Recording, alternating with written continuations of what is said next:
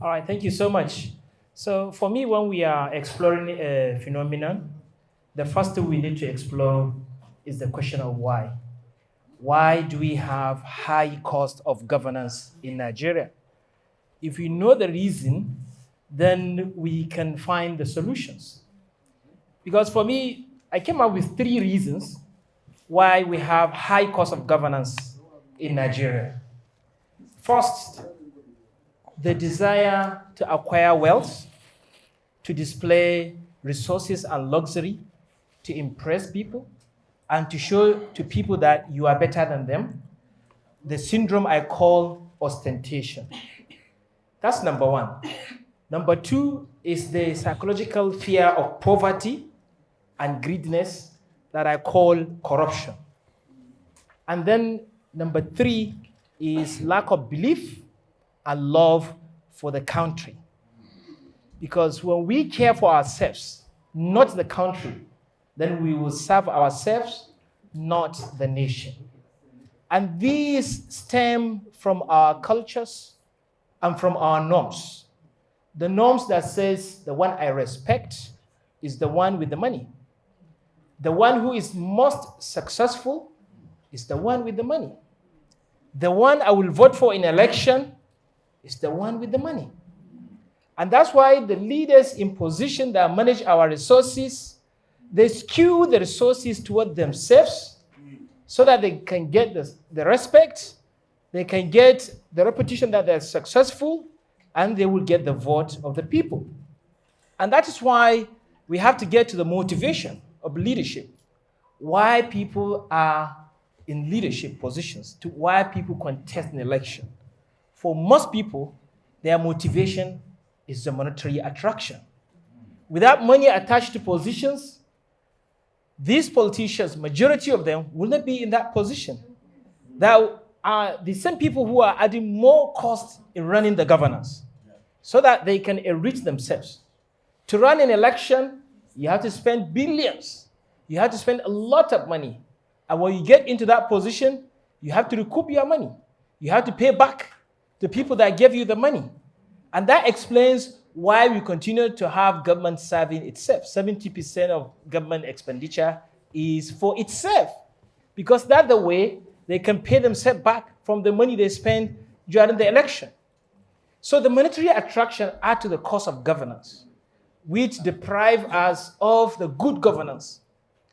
And you can even, like the guest speaker mentioned, the number of agencies, appointment we have, most of them are not necessary.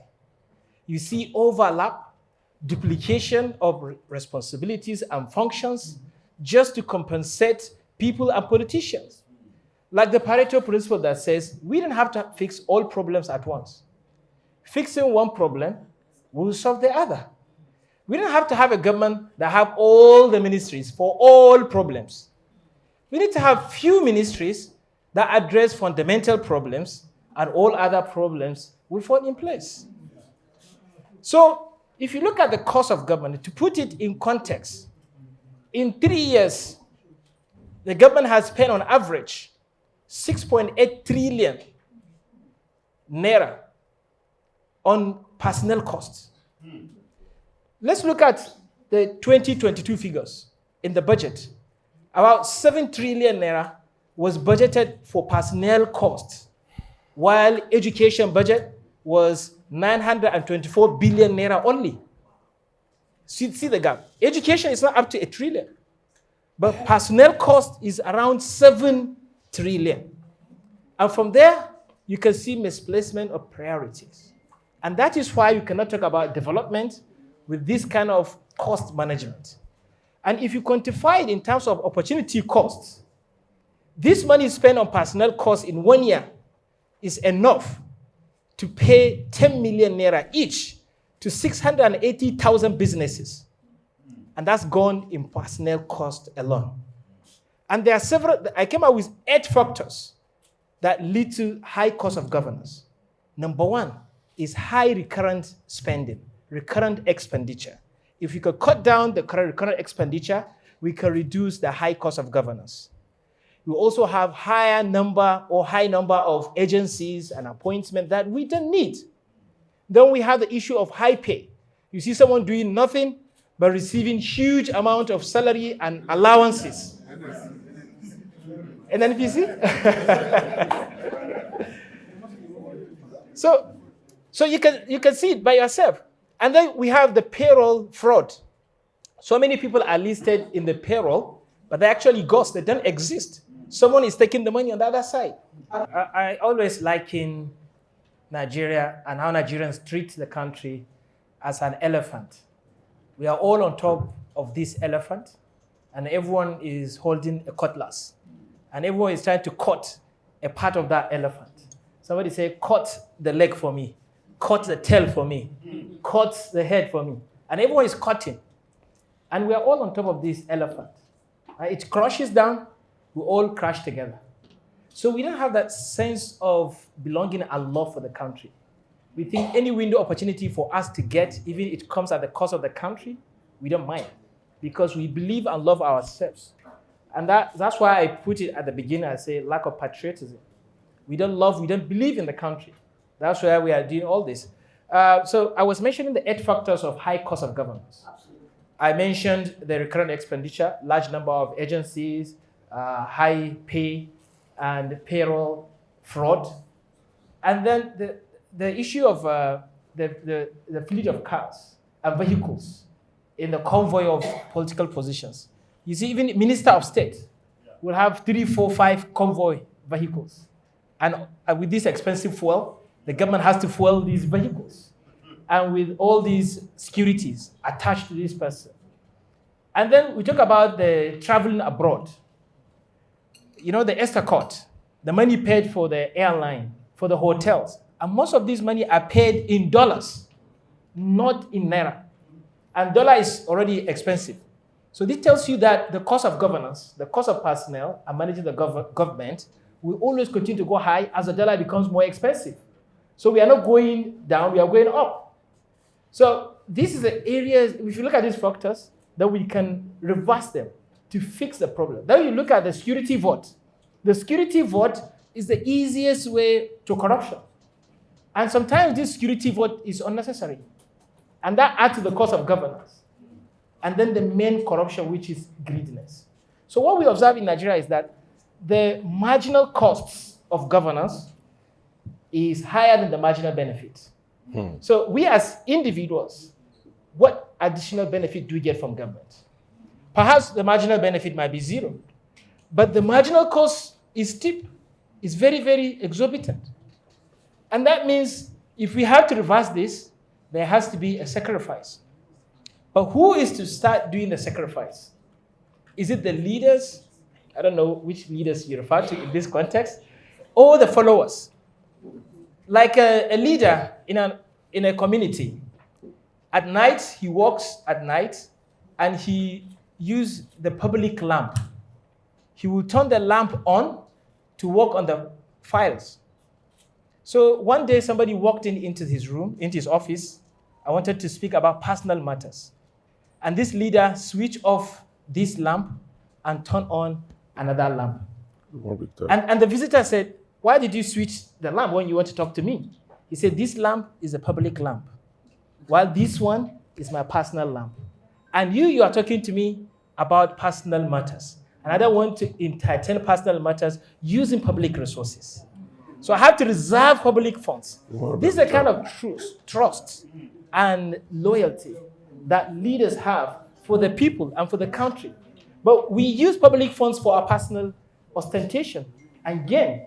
And if we don't have trustworthy leaders, patriotic leaders, we continue to have high cost of governance, because development we are talking about can never happen in Nigeria when we have high cost of governance, because there is a negative relationship between cost of governance and development.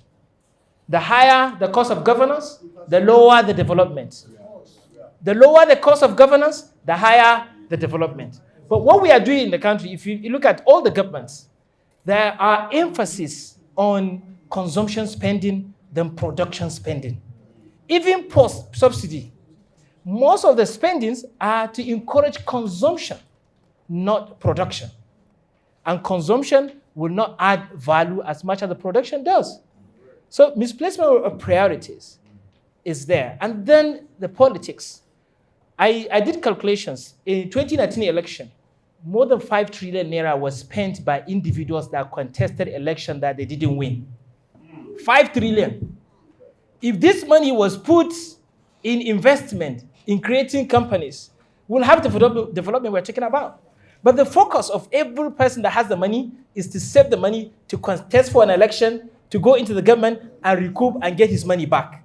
So there is no incentive for people to invest.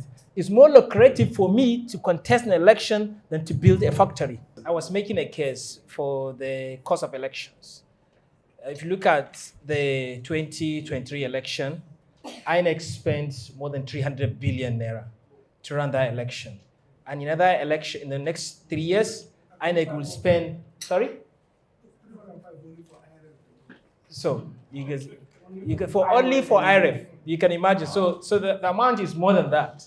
So in the next 3 years, we're going to have another round of that kind of expenditure. And that will be more. And in the next election again, we're going to have a new set of people that we have to buy them a new set of fleets, new offices, new SSAs and SS to SSS, and PS to PS. So you have to recycle this expenditure over and over again. And that's why election itself is another way of high cost of governance. Why do we have to have election after election? After this election, after 1 year, we start thinking of the next election. We become like election country. Everyone is thinking next round of election. What do I get? And what caught my mind from Mr. Ali's speech is the followership.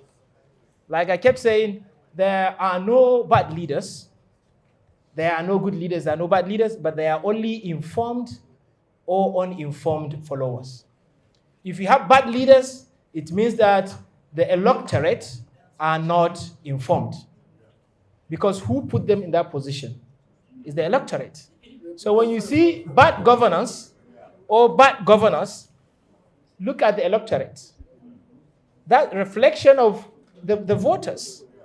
So that's why sometimes in one of my revolutionary recommendations, I said, we should not hand ballot to everyone because ballot paper is the most sensitive weapon in democracy. It's just like handing over a gun to everybody and say, shoot. Some people don't know how to shoot. Some people will shoot themselves instead of shooting someone else. Good question. I want to also remind us that the theory of development states that if we have to develop, we have to spend more on infrastructure, capital expenditure, than we spend on recurrent expenditure. Because when we spend on infrastructure, that's when we enable businesses to thrive and we can produce and export. But spending on today's expenses, today's consumption will not propel development. If you look at example of Singapore, what he did was to set the country for production. And that was done through building infrastructure. So we can make it a law and say in our budget, we have to have certain proportion of it, as well as the spending, the final spending on capital spending. But there is no law. We can still spend more on the recurrent expenditure and nothing happened to us. So for me, I think we have to make it a law so that that thing can happen. And then regarding the system of government, we are not restricting ourselves to the parliamentary system. We can also look at empowering the state governments or regional governments and allow states... With the way they are forging local government election? And allow states to own and manage their resources because there's so much responsibility on the federal government. Federal government is supposed to do regulation, standardization, and policies. Whichever system you have, it has its own flaws. But which one is the best fit for ourselves? Because when you have a regional government or state resource control, then if you mismanage the resources, it's your people. It's your immediate environment. And the people will hold you accountable. And other state governments that are doing well will serve as a benchmark to judge other states that are doing well. So we are not saying that parliamentary system is the best. There are so many options that we can consider. Thank you so much. Thank you very much, Dr. Simon.